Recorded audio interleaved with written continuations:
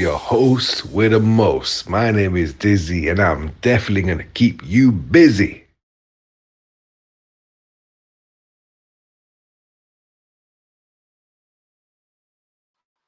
Good afternoon, good morning, good evening, wherever you are in the world. I am your host with the most.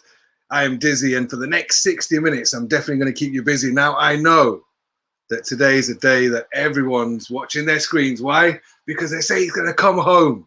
Okay, so because it's going to come home, we're going to make sure we're done by 8, so we're not late for this game. So before I start, this is about transformation, and this song says it all. So I'm going to play this song, and then we are going to meet our guest for today, Maxine Clancy, a relationship expert. So get ready.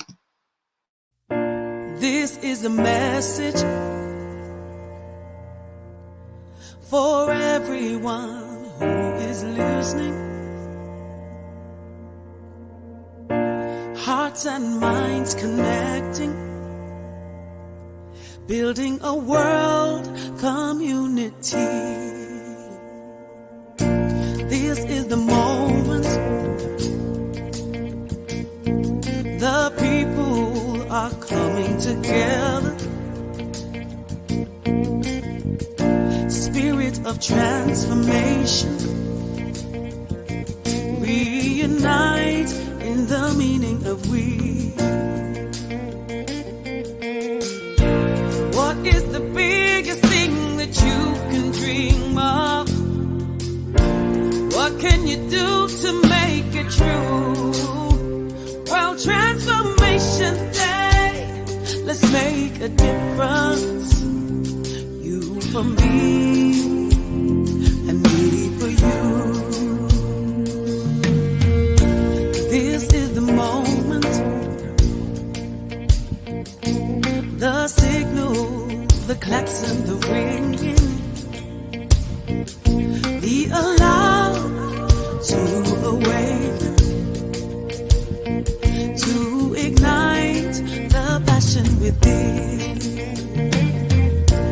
Ready for changes, the spirit is stirred and shaken. Now we are primed to awaken. New chapters for us to begin.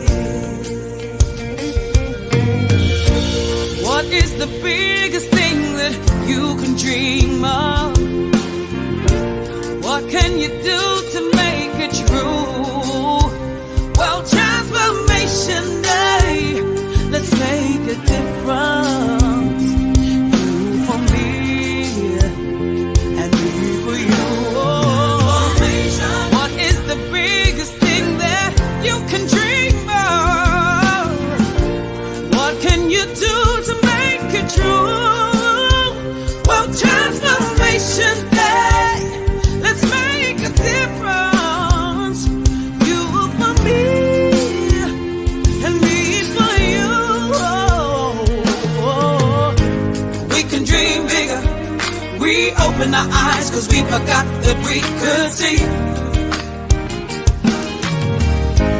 We can dream better. We sing it aloud to be the best that we can be.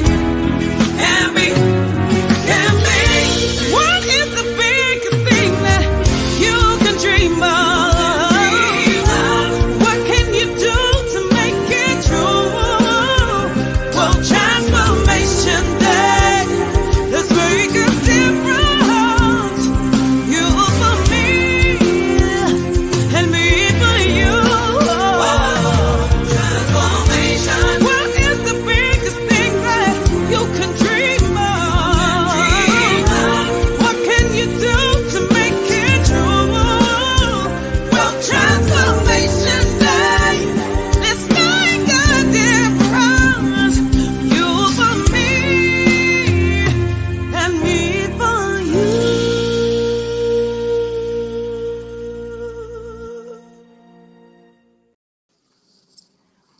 Welcome, Maxine Clancy. This is Hello. our guest for today. How are you? I'm really well, thank you. Lovely to be here. Thank you for inviting me onto your show. It's so exciting. Well, it's great. So those of you are here watching, for those of you watching the recording or live, either way, this is World Transformation Day song. Well, the song I always play that at the beginning because I want people to forget about dreaming, and that song encompasses everything of what this show's about and about transforming lives. So we've evolved into monthly subjects. We started off in May for meditation. June was about health, and July is about relationships. So we started last week, and we had Kalpesh and Dr. Ambika Sampat talking about relationships with themselves. And I know, Maxine, you are a relationship expert, but on different areas. So just give our viewers a quick rundown of your specialist areas. And I know you're going to be on more than one show. Yeah, sure. So, yeah, I'm originally a psychotherapist, a counselor, but I'm a certified Calling in the One coach. And that is a program which over 500,000 people have gone through in order to attract love and create the love they want. And essentially, whilst it's about attracting a soulmate into your life, it's about becoming the one yourself. So coming home to yourself and loving yourself. And, you know, I was listening to the song and I was like, oh, this is such a cool song, because it's about dreaming about who do I want to be? Like, what's my sense of self? Who do I want to be in relationship? So I help people to create love, firstly for themselves. So they really learn to love themselves. And from that space, they create wholesome, loving, connected, healthy relationships. So I love that I do that. And the other side of what I do is I help people who are going through a divorce or who have got divorced and not got over it, and really help people to heal that journey. And again, it comes back to loving yourself. The relationship you have with yourself is going to be reflected in your relationship with others. And so when you're having difficulty in relationship, it's always good to come and say, okay, what is this revealing to me? What is this showing to me? So that's part of, you know, a large part of the work that I do. And how long have you been doing that? So yeah, 25 years now. I trained originally in 95, and it was a 6-year training. And then I sort of got heavily into NLP, Tony Robbins, neuroassociative conditioning, the whole neuroscience of the mind. And then I've been predominantly working sort of, you know, helping people find love and divorce for the last 10 years, which is lovely. I mean, my neighbor next door to me came to me about, I think it was over a year ago now. And she said, oh, you know, tell me more about what you do. And I took her through the Calling in the One program. And, you know, her partner now lives with her in her home together. They've set up a home together. And it's wonderful. It's just so lovely to see that, you know, to see people fall in love and find the love they want and everything. So, yeah, I feel very privileged. It's funny you mentioned that, because one of our founders, Harinder, met his partner through you, right? He did, yeah. Harinder, he came to my very first workshop in London, which was called The Secrets of Dating. And I think that was it was 2001 that he came to that workshop. And it was the first one I ran. And yeah, he met his partner really quickly, like within a week, I think he met her, if I remember correctly. Yeah, so and look what they've created together. Yeah, well, yeah. I mean, look at where we are now. Exactly. I love what you're saying, Maxine. I think it ties in perfectly with what we're doing here at the World Transformation Channel. This has been one of my dreams, to share transformation with people. And when I saw the gap, I thought, you know what? Why don't I just do a show every week? Yeah, absolutely. And at the moment, the shows are 1 hour, but I just don't think an hour is enough. So as of next week, we might start at 6 and do 2 hours. That's a great idea. Yeah, 6 to 8. So I've got an amazing guy coming next week. In fact, I've got people forever. Brilliant. That's wonderful. And you know, all we're going to do is share ideas. But what I did say is we're going to share ideas about whatever subject, but we want to do it something practical. So this is transformation in action. So whatever we're going to talk about today, I want you to share something that the viewers can do themselves. Okay, yeah, fantastic. And then we can review it next week, so the people can then message in and say, this works. for Yeah, me, okay. because that, you know, you have to be able to measure progress. I So, totally agree.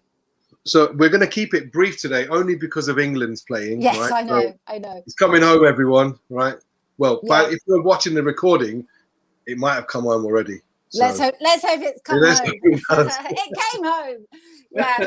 So I've got an interesting sort of view on transformation that I like to share, because a lot of the work I do is really transformative. And so when I work with clients, I often sort of describe it as, you know, you can have a room in your house. Yeah. Okay. And you go into that room and you think, oh, I want to transform this room. So what you do is you change the wallpaper, or you paint the wallpaper, you buy a different sofa, and you put different cushions in the room, and you change the color of the room. You think, oh, this room's transformed. Whereas I see transformation as actually you go into a completely different room and you've got a different design and a different structure. That's what we're doing when we talk about like emotional and psychological transformation. You're actually rewiring and restructuring your inner way of being. And so an example of that is a lot of the work I do, a lot of relationship problems that we have is because in relationship, we're trying to get our needs met. And often the part of us that's trying to get our needs met is the younger inner part of us that gets triggered, and that feels incomplete, that feels they're not enough, that feels they're never going to be loved, or they're unlovable. And so a lot of my work is around helping people to shift from that place of their inner younger self in relationship to their more adult, empowered, fully embodied, complete sense of self. Do you understand what I'm talking about? Yes, yes. Yeah. I think, you know what it is right now, this subject is so important, even more so for me now, because a week ago, a very good friend of mine, a client, took his own life. Oh my goodness, I'm so sorry. Yeah, and the thing is, it made me feel sad only because he was my friend. And, you know, when we do the work we're doing, don't expect that from anyone in your circle, because that's a drastic measure. Yeah. I felt like I let him down. Of course. You know, and what really came up for me was, I need to tell everybody out there that, listen, it doesn't matter how bad it gets, ask for help. Yeah. Absolutely. It's never, ever that bad. And I think, because, I mean, all the friends I've spoken to, they said they didn't expect it, because he didn't show any signs, but it was obviously something that was going around in his own head. Yeah. In his own mind. And I think the relationship with yourself is so important, and I really appreciate you coming on and giving, you know, people the opportunity. So right now, if you're listening and you're not feeling good about yourself, you're in the right place at the right time, speaking to the right people. Absolutely.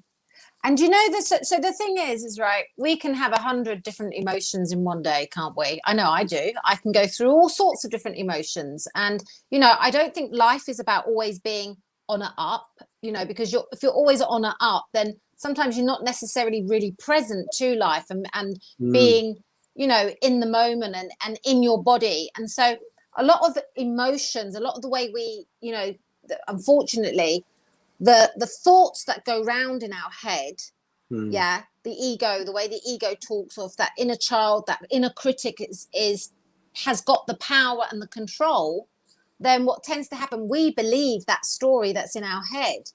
And so, like, for anyone that's listening that's feeling like that, one of the first things you can start to do is actually write it out. Like, get a journal and write it out. Write out all those thoughts that are in your head. And almost like take a few deep breaths and step back and ask yourself, well, who do I want to be? What is it that is really true? Because there's so many aspects of our being. There's that ego side, that inner, you know, inner voice. And then there's the truth of who we are, isn't there? There's this like divine place within us that is already whole and complete and full of actually all of the answers to our own questions about life and what we need. But often we're so disconnected from that part of us that the louder voice has control and has the power over us. So how do we know which voice is which? Well, so what I do, so there's a couple of things. The sort of divine aspect of us, or the soul, that real higher self, let's call it the higher self, that's usually quieter. So that very loud noise conversation, the one that just goes on and on and on, that's our ego talking. And the ego is designed to keep us safe and often to keep us small. Yeah. Okay. So the ego is mainly concerned with safety, comfort, and security. And, you know, obviously there's aspects of the ego which might be that critical ego. It might be that, you know, parental ego that comes in, or the voice of, you know, your church or your religion. I see this a lot with clients, religion coming in and all this sort of thing.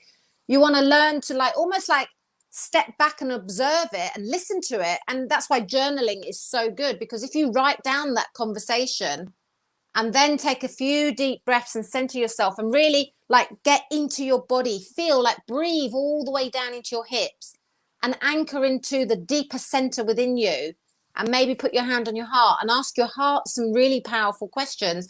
As like a simple question: beautiful soul, how are you doing today? And just wait and listen, and then write what your beautiful soul has to say. You will come, like, it will be a different voice. You will notice the voice. I mean, like everyone this week, if you do this simple exercise, like, beautiful soul, what have you got to say today? What do you need today? What would you like to do today? What would you love to do today? And start to write about that. Would and you then say first thing in the morning? Would you say? Yeah, absolutely. Set yourself up for the day, you know, morning rituals, those morning practices. And, you know, a lot of clients come to me and they don't meditate. I mean, I do, and I have done for a long time. But I say that's absolutely fine. 5 minutes. Just commit to 5 minutes each day. 5 minutes every morning. Yeah, just start with that. 5 minutes. And then after your 5 minutes, just write for 5 minutes with that, you know, that powerful question: beautiful soul, how are you doing today? And then you might want, if you want a future pace, you might want to say something along the lines of, where would I like to be a year from now or 6 months from now? And if you keep asking those types of questions, what could I do today to help me get to that place? Yeah. And listen. And it's this thing about going within, listening, really listening. And for some people, you may not have the answers straight away, but maybe just notice in your body, like what helps your body to relax, what helps your body to, you know, where are you feeling stuff in your body? Because our body is always talking to us. Yeah. And if you can begin to tune in to the body, tune into your body and listen to your body and receive the feedback. I tend to take like emotions, which we label emotions good or bad. Yeah. Yes. You know, anxiety. I look at anxiety, and I've someone who suffered severely with panic attacks after I got my first marriage, actually. 97, I suffered with panic attacks for a long time. It was actually doing Tony Robbins that helped me to recover from panic attacks. But I've since looked at panic attacks and I've sort of thought of it from the perspective of its energy that is running through our body that we've labeled and we've got thought and associations to. So mine was around getting on the underground and feeling trapped. Yeah. And then the more you do the same thing, you start thinking the same thing over and over, and you associate it with that energy. So you want to start to listen to your body and listen to the energy that's running through your body, and just like name it. Just start naming it. Write it down. Name it. So when you say write down your thoughts, are you saying every thought that you have? No, not necessarily every thought that you have, but like, well, I mean, that actually, I do give my clients a practice called an ego flush. Yeah. Where you actually, you write down the consistent stories over a period of 2 weeks. What was the story that was running through my head today? If you write that out over 2 weeks, every single day, throughout your day, just the stories, you'll start to see themes and patterns. Yeah. And the theme and the pattern is reoccurring so that you can evolve and change it. You can shift it. Yeah. But what happens is those themes and those patterns and those story, they have the power. And if the power is in the story, people get caught up in that and they think, I can't change my life. I can't transform myself. I see what you mean. You start to break down the story. Yeah, you start to, is that story true? Where does that story even come from? You know, what story would I like to be living? Yeah. Yeah. Almost like they think that their experience is who they are, when in actual fact, it was just your experience. That doesn't define you. It was No, something that happened. absolutely. Absolutely. And, you know, I think, you know, many people say this is it's not what happens to you, it's how you respond to what happens to you in life. So like in the work I do with people going through divorce, divorce is excruciatingly painful. I've been through two. One of them just like, you know, I thought was going to, well, it did break my heart, you know, but there came a point where I said, hold on a minute. Am I going to let this define me? Am I going to use this to empower myself as, you know, as a catalyst for myself and, you know, take responsibility for my part that I also played in a breakdown? Because there's always not just one person that causes it to break down, you know. And so it's the same if you're looking for a relationship. You look at it from the, well, I'm the source of I'm the creative force in my life, and I'm the source of what is happening around me. So what am I doing, or how am I behaving in ways that possibly reject or push people away from me? You know, when we've been hurt in love, so often we push love away because we're afraid of that love, you know. And a lot of the time when people are looking for a relationship, they go out there and they are looking for the relationship from the false story of there's something wrong with me, or no one will love me, or I can't even have what I want, or it's not safe, or, you know, men aren't safe, or, you know the story. You've been with your partner a long time, haven't you, Dizzy? We've been together 10 years. Oh, fantastic. Lovely. And every year I think, oh, I'm not going to make it. I'm not going to make it. Oh, do you? Why do You know you what, think that? Why do you think you're not going to make it? No, it's, you know, when you get the up and downs, but I know we're going to make it anyway. Yeah. But there's a great book, which I regret I didn't read many, many years ago. After I read that book, it made a lot of sense. Men are from Mars, women are from Venus. Oh, okay. Yeah. After reading that book, it made a lot of sense because I understood what the other person's hearing when you say what you say. So when you say, when your wife says this is what she means. Once you understand those things, what they mean, life becomes better. But I think there's always going to be challenges. You can't. Of course, the challenges are there to help us to evolve and to grow. And I think that, you know, the thing with relationships is we want closeness, but we also want a bit of our space, don't we? We want to be that sort of sense of independence, but we also want to build closeness. And so one of the key things that actually shuts or prevents closeness is secrets, small little lies, the things that you don't reveal about yourself because you're afraid, well, if my partner really knows that about me, what will they think of me? You know, all these little things that, you know, like, so for instance, you know, people have affairs, all these sort of things happen. If that person was to say to their partner and know that their partner wouldn't be threatened by it, do you know, I found that person attractive when I was at the bar, and it suddenly made me feel like, oh, I'm beautiful again, or you know, like this part, like, because it's really about us, isn't it? When we do something, when we behave in a certain way, it's about how we feel about that. That would open up a conversation and actually help to build closeness. But what do most people do? They think, oh my God, I shouldn't have looked at another person, or gosh, if my partner knows that I looked at that person, they'll think XYZ about me, or they'll feel threatened. So we close that down, and actually we create distance, and, you know, we feel bad about those sort of things, when actually I really believe that if we can talk about some of these things and have more openness in our, you know, in our relationships, it actually builds more intimacy. Yeah. Well, I know, looking back upon relationships, the ones where I had to keep a secret, or I couldn't say the right thing, they never lasted, and it wasn't very happy. Whereas the ones where you can be yourself and you can say those things like, wow, she's hot. And she turns around and says, wow, she is. Yeah, you're right. And then vice versa. If she sees a hot guy, I'll share my opinion. Find guys hot.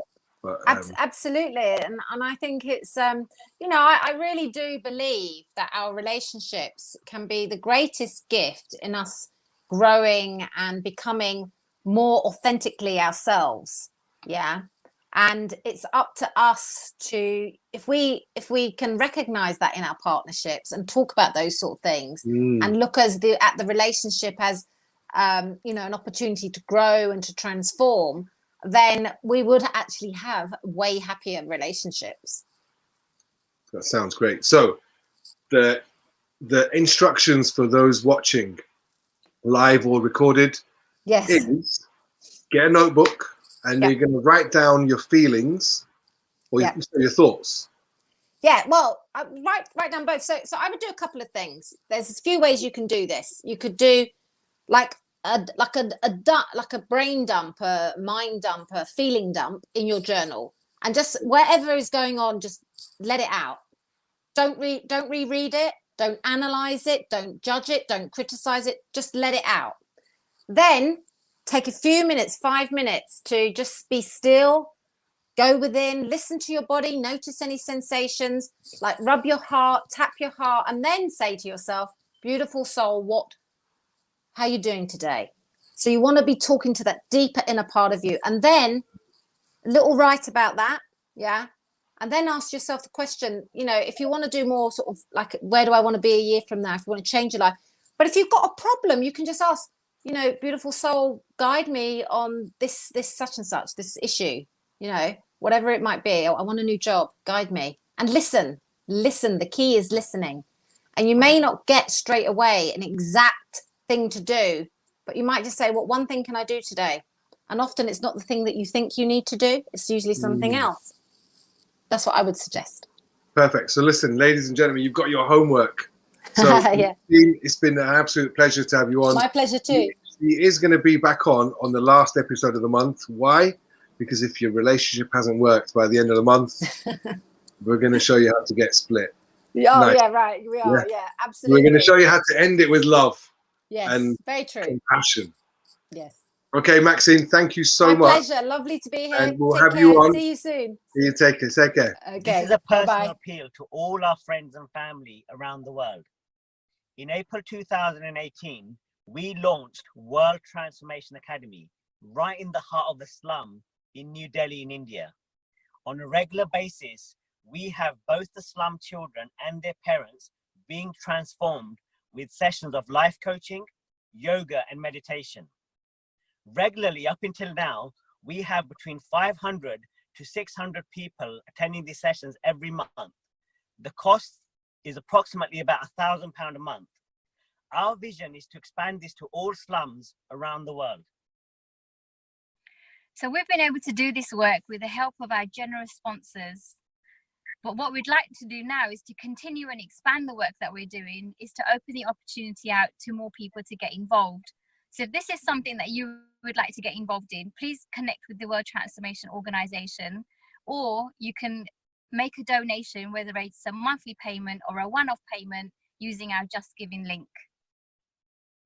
Did you know over 65 million people live in slums all over India, and 6 million of them are children? There are more rapes and suicides in slums than anywhere else in India. We want to impact these figures with your partnership. So we really need your help right now. This is a personal appeal to all of those that love making a difference. We urge you to generously contribute to our cause through the Just Giving link, and watch the 6-minute video that follows this, just to get a real feel of the difference that your money will make.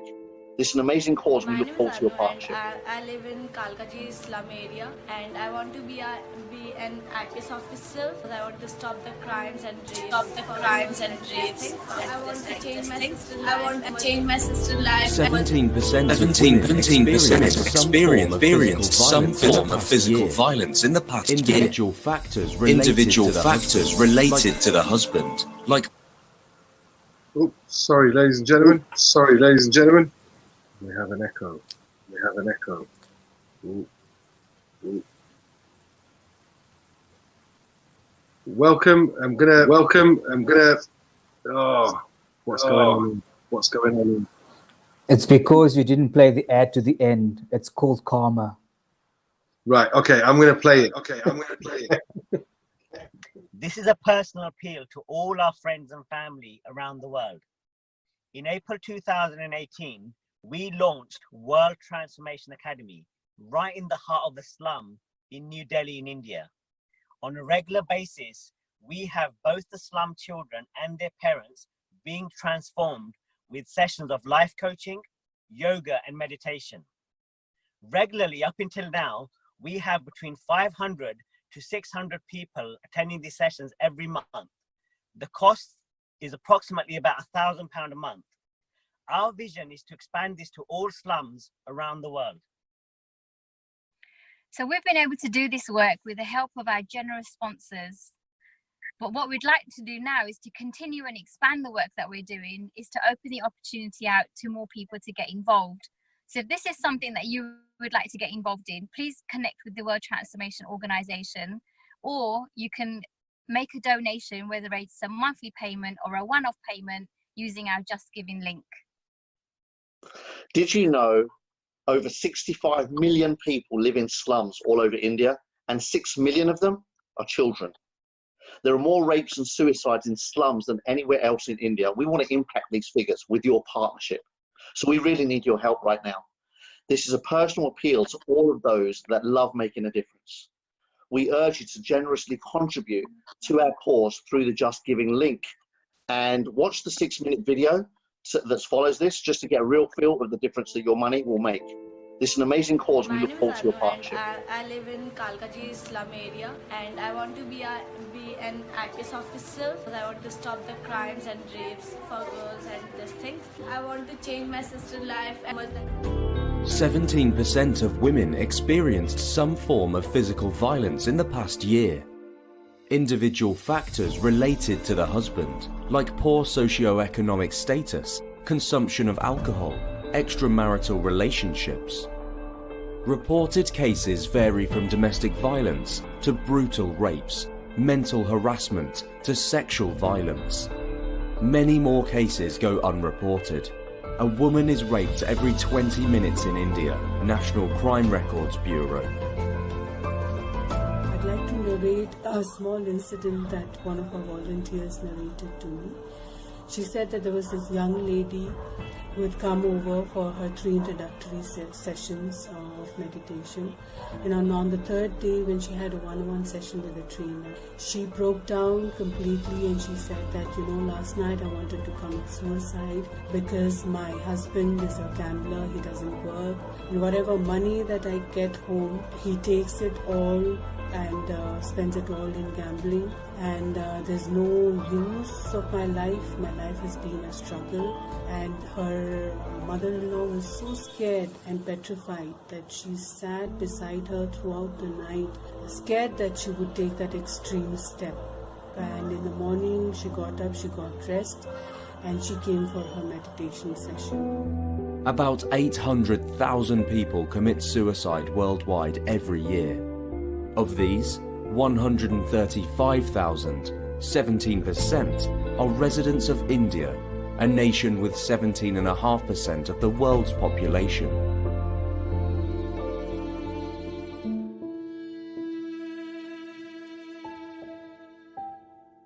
Almost 6 million children live in the slums of India and has the highest rate of child sex ratio.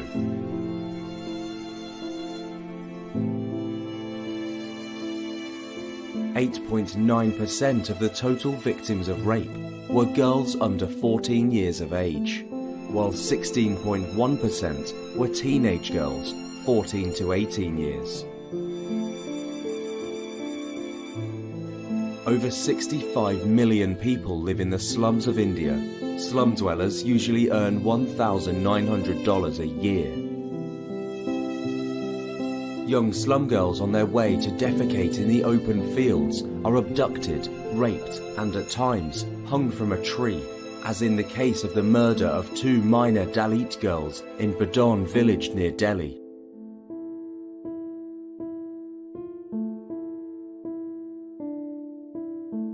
Since the launch of its personal development school in the New Delhi slum, World Transformation Organization, through its regular life coaching, meditation, yoga, and motivational training, has started to transform the lives of slum children and their parents. For the first time in their lives, the slum community is being taught how to create dreams and goals, and have started their journey to realize them.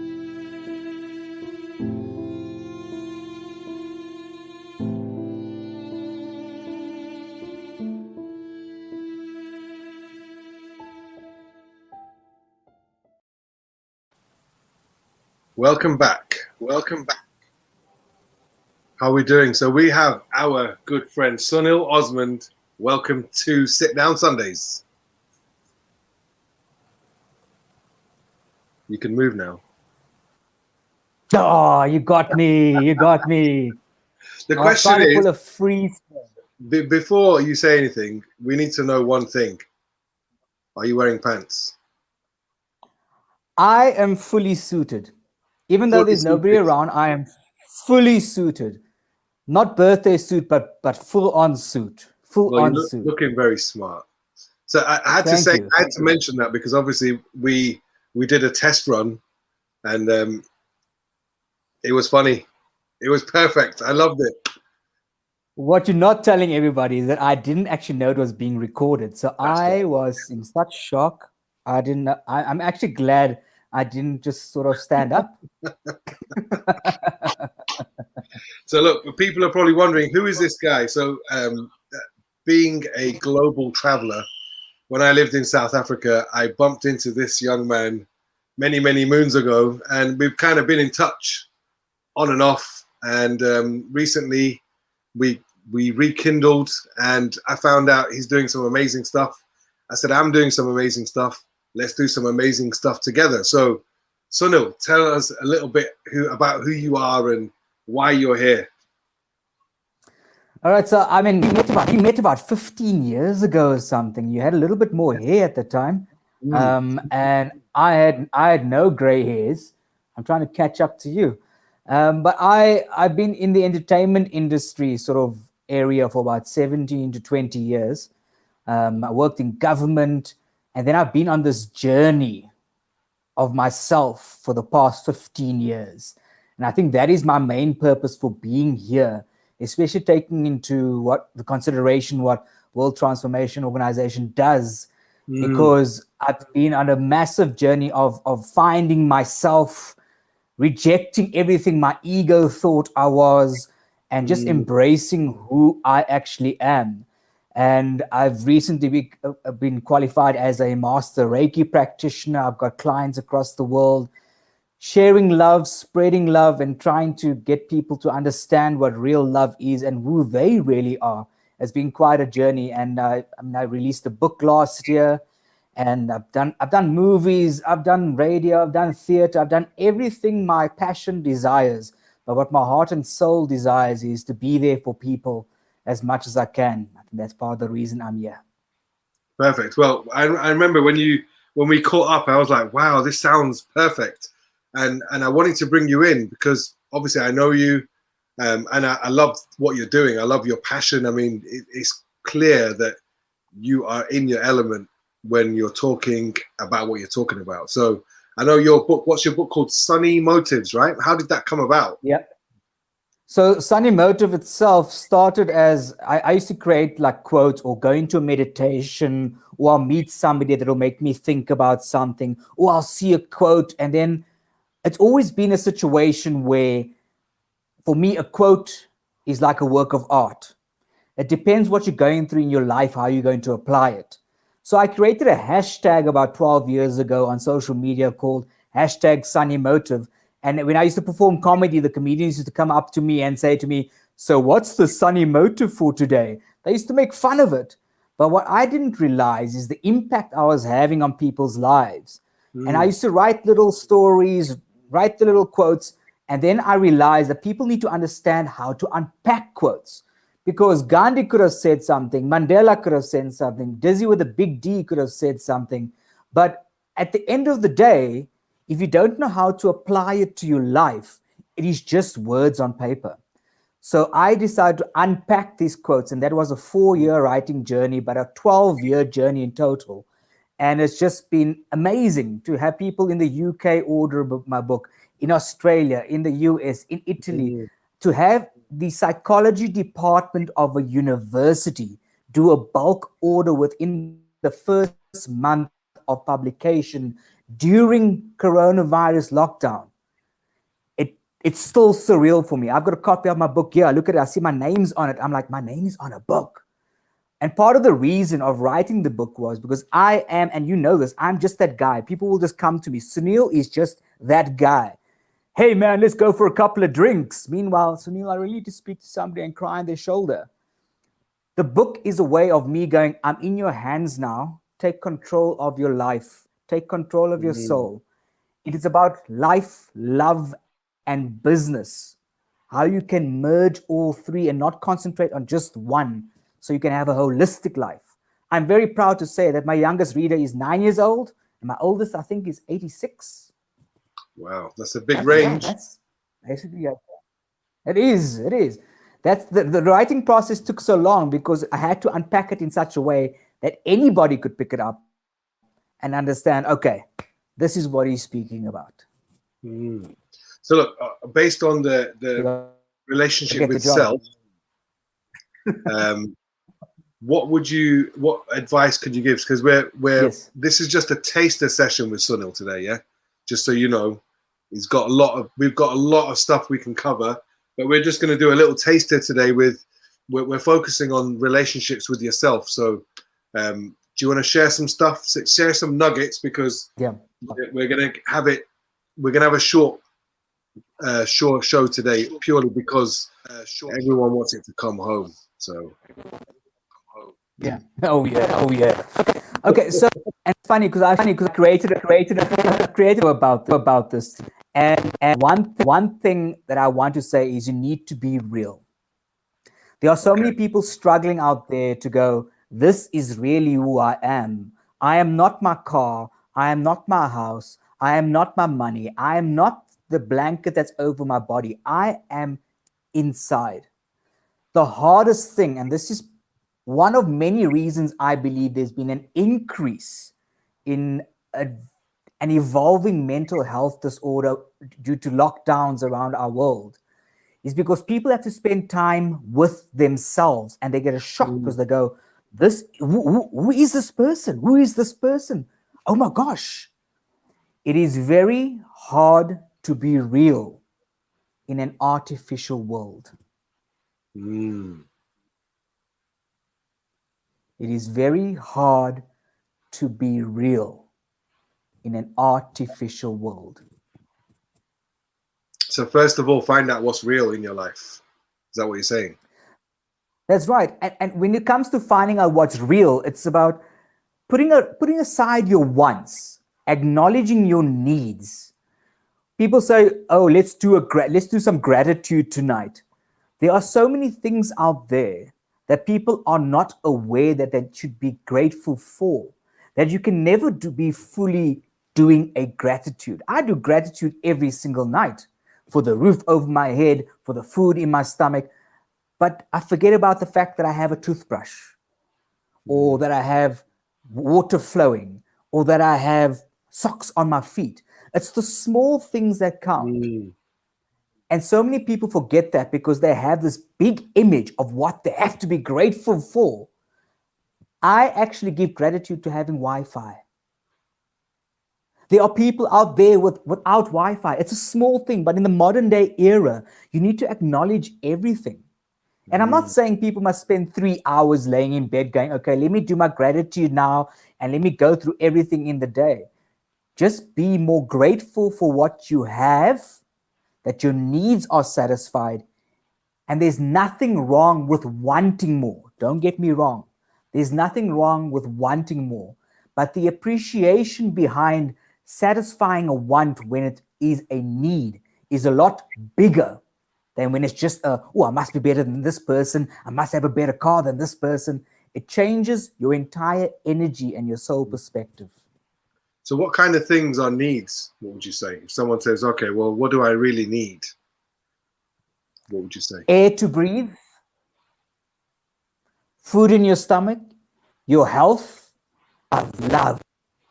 Love is an important aspect. People think that love is a want.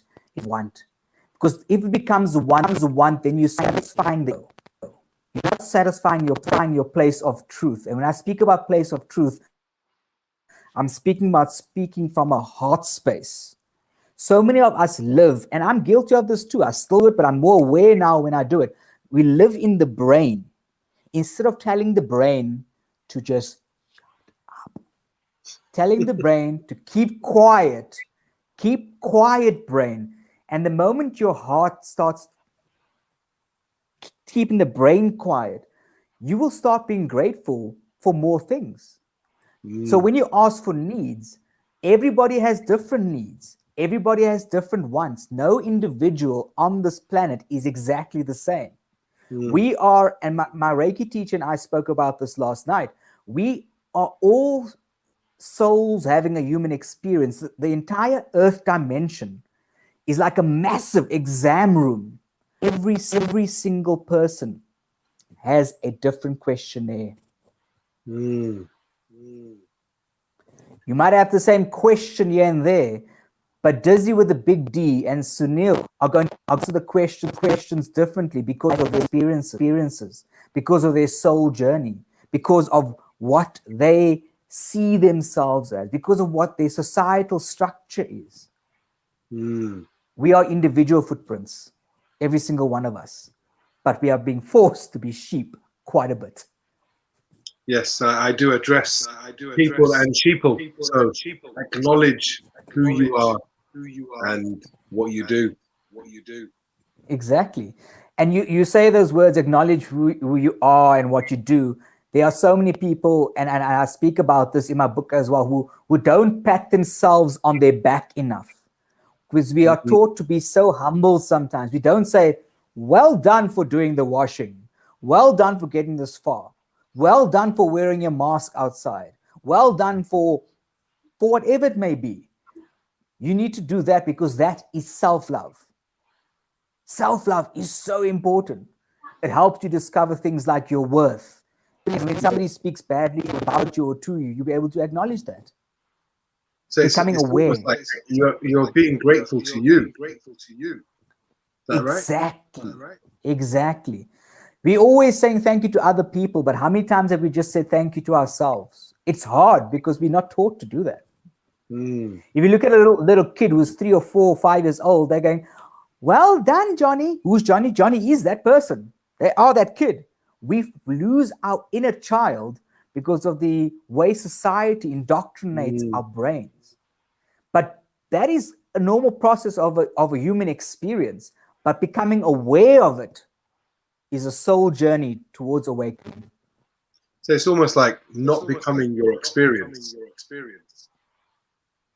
It's about acknowledging the experience with love and compassion, but not letting it affect you in such a way that makes you not be who you really are. Yes. So what other practical things? So if we're going to give someone the homework, what are we going to say? What's the homework for next week?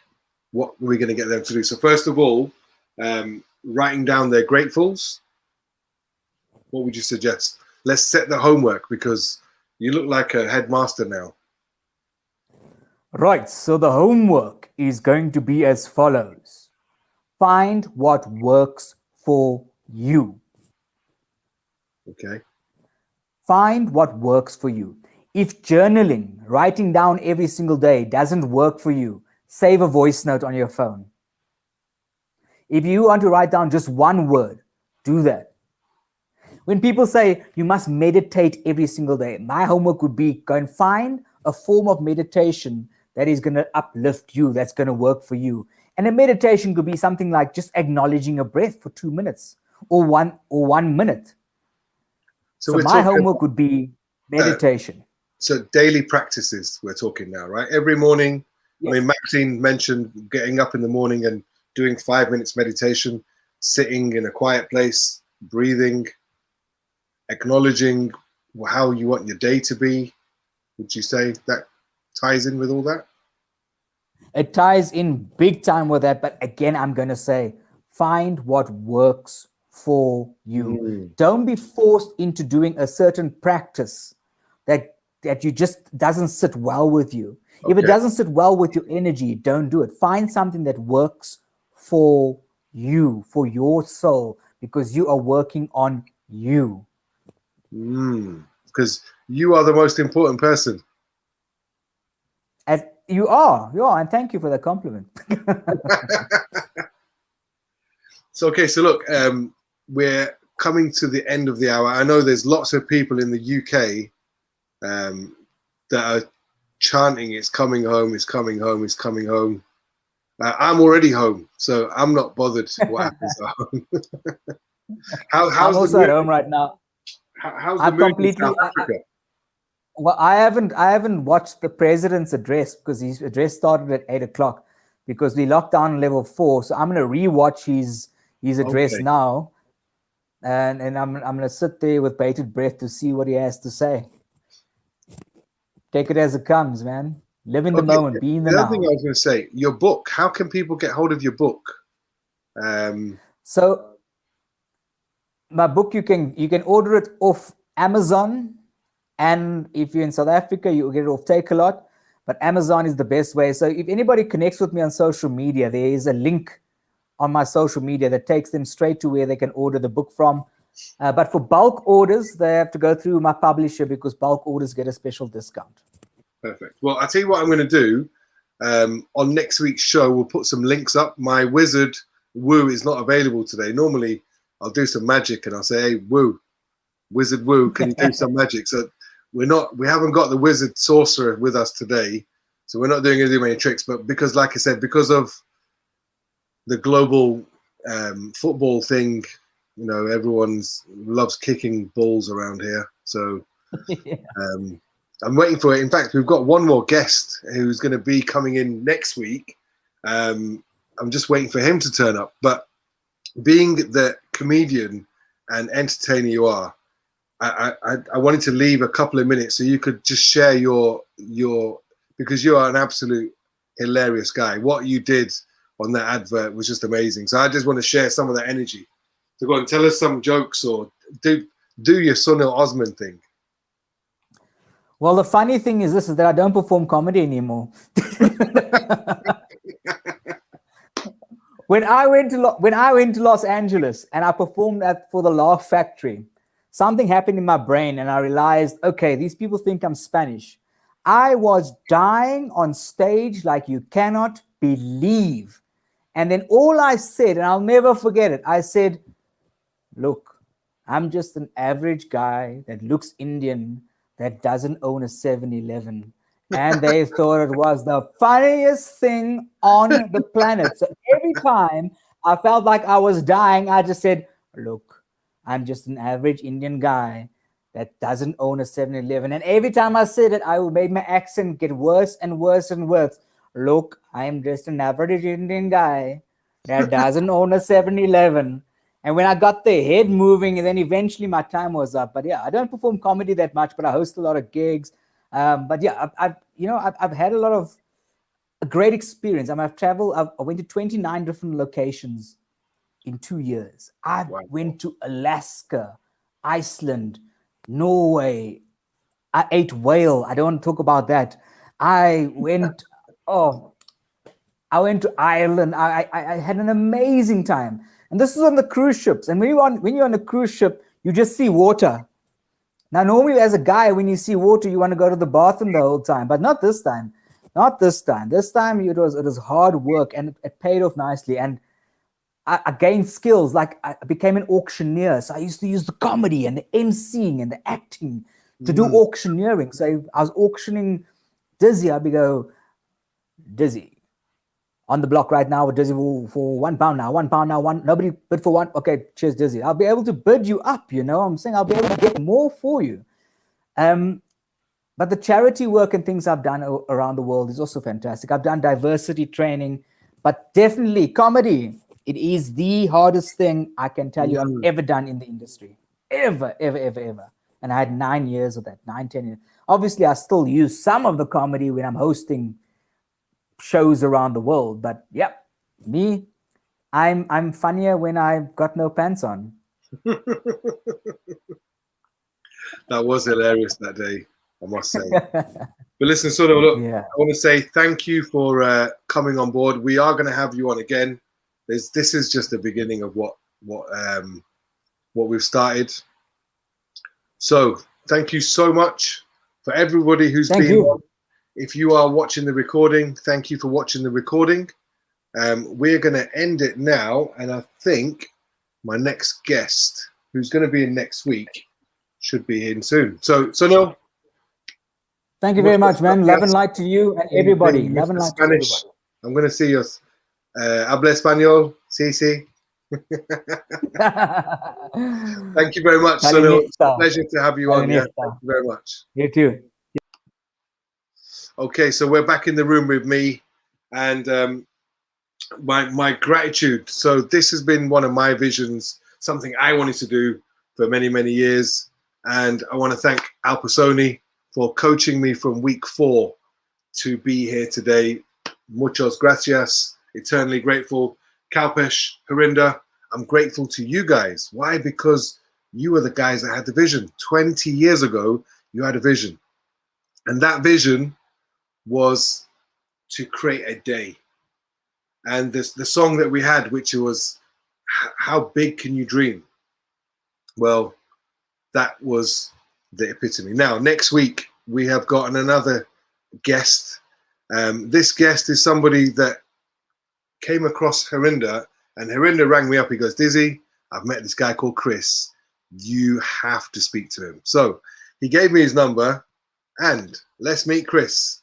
Chris Jules Julian, how are you doing, my brother from another mother? Namaste, Dizzy, you're good? I'm very well. I'm very, very well. Happy to be here. Let me just quickly share with everybody what happened, because Harinder said to me, listen, I've met this guy. You're just going to get on with him as soon as you call him. So I called him, and after 5 minutes of talking, I said, mate, you're coming on the show. You're going to come on the show on lots of things. So he's wrote a book. Is it called The 10 Pillars? What's your book? Yeah. I created a book called The 10 Pillars of Fulfillment. And what it is a life guide by your side. So as we are all going on our journeys, it's really important that we understand there is no handrail.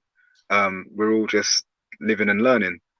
But what I've discovered is that we all have these 10 pillars, and as we navigate through our lives, our values are important, and if they're embodied in the pillars that we have, that we are very fulfilled. So I put together this book for people to use as they navigate their way through their life as a guide. Perfect. Well, you briefly shared that with us, and then we talked about relationships being the relationship month, and you shared something which I've never heard before, and it's really unique, as in the relationship we have with things. So just quickly highlight that, because when you mentioned that, I said, mate, you're in on week 3, and we're talking about this because it was hot. It's hot. I've not heard it this way before. So please share, Chris. Okay. I discovered personally from my own life experience that when in the past I'd hear the term relationships, I would tend to look towards couples and intimate relationships. And then beyond that, I would look towards family relationships. And then I would look towards social relationships. And that's normally how most people would associate the word relationship. They would look at those 3 pillars. But what I was finding when doing some spiritual discovery of my own is that I was in and out of healthy or unhealthy relationships, but not with people, but with things. So, like referencing the conversation we had when we spoke on the phone, I mentioned like you can love something or someone and it won't necessarily be a healthy relationship, but you can't help it because you're in love with someone. So let's say, for example, someone who smokes cigarettes like I used to. I loved smoking cigarettes. However, the relationship was not a healthy relationship. And people don't view things like something you should create a relationship with. So we can take that to another level. Like it might be alcohol, it might be drugs. You can have a relationship with your car, right? Or even a motorbike, for example. Your relationship with a motorbike, it can be healthy or it can be unhealthy. And I think what we're going to talk about on the episode or your show when I come on, we're going to go into a lot more detail about why this is so important, because you could be in love with something and the relationship isn't serving you and it's not healthy, and you need to associate it the same way as you would with like people, but it's more to do with things. It could be jewelry, it could be money, it could, you know, we can go in on this a lot, and we will, 100%. Yeah, well, listen, we're definitely going to go in on that. So listen, ladies and gentlemen, Chris, it's been an absolute pleasure to meet you, and I look forward to next week. So I think we might do the show at 6 next week. Reason being, 7 o'clock's too late, and we need more time. We need more time with the people. So, my wife says yes. Look, wife's, how do I get that up now? There we go. Wife says yes. So, Chris, thank you so much. And I will see you next week. So, ladies and gentlemen, make sure you're here 6 o'clock next week. Sit Down Sundays with Dizzy and Chris Jules Julian. So, find out more next week. Thank you very much, Chris. Thanks, Dizzy. So that's all, folks. I've always wanted to say that. That's all, folks. See you next week. Muchas gracias, peoples. And we end like this.